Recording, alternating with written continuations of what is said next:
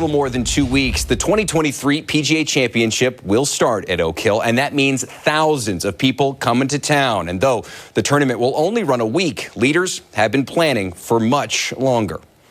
During the week the PGA Championship is in town, an estimated 200,000 people will join in on the fun. With all those people in one spot, some might be concerned about safety. Sheriff Todd Baxter says you can expect to see police. A lot of them. You're going to have hundreds of law enforcement officers on any given day, interior and exterior. And that's, first of all, to give that sense of security that there's a uniformed presence if anybody needs a police officer. Apart from local and county law enforcement, the State Department of Homeland Security has also been a key part of the planning process since the beginning. Assistant Commissioner of New York State Emergency Management, Paul DeLella, says his department is there to assist.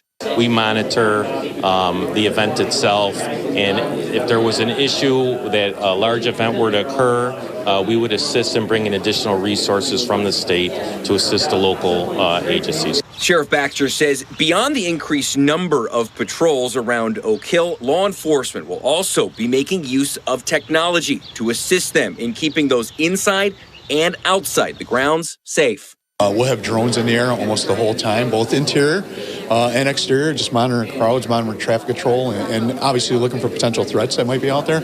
But that's just normal business. It needs to be said here, officials do not believe there will be any issues before, during, or after the tournament. But they want to underline that in the unlikely event something does happen, they have a plan to keep you safe.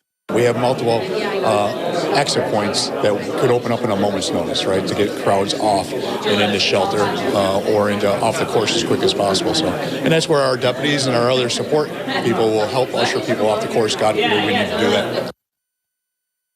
Now, to help those attending the tournament, the PGA of America has developed a new tournament app. For more information on that, you can go to our website, 13wham.com. All right, Brandon Beane joked this afternoon that he was going to have more than one beer tonight after a busy last 72 hours. Today, the Bills GM was working the phones hard, trading back 3 times, along with drafting 3 new players. The most notable was a 5th rounder, a wide receiver, Justin Shorter out of Florida, who is, look, he's far from short. He's 6'4", adds size to Buffalo's wide receiver room, along with some speed.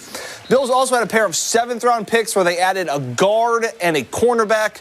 In all, the Bills drafted 6 players, 4 on offense, 2 to catch passes from Josh Allen, and 2 to protect Josh Allen at the line of scrimmage. But Brandon Beane said today that wasn't their intention. It was just the way it worked out. I promise you guys, there was never, hey, we got to get offense this draft. It could have easily gone. It was the picks when they came up, the first 2 rounds, they were just a guy standing out, best player. I think it worked out as good as it could for us. All right, so there it is, the 2023 Bills draft class headlined by Dalton Kincaid. What surprised me the most? Nobody on the defensive line that has been Beane's MO. Instead, 2 offensive linemen, tight end, corner, wide receiver, and a linebacker fill out the checklist. And if you've missed anything from the last 3 days, we've got you covered over on the Buffalo Plus YouTube channel, where Mike Catalana compares the Kincaid's pick to Brandon Beane being Jack in the movie Titanic. Trust me, you got to watch the video for it to make sense. I also admit where I may have been wrong somewhere. And you can get to the Buffalo Plus YouTube channel right now by scanning that QR code. Please be sure to like, comment, and subscribe.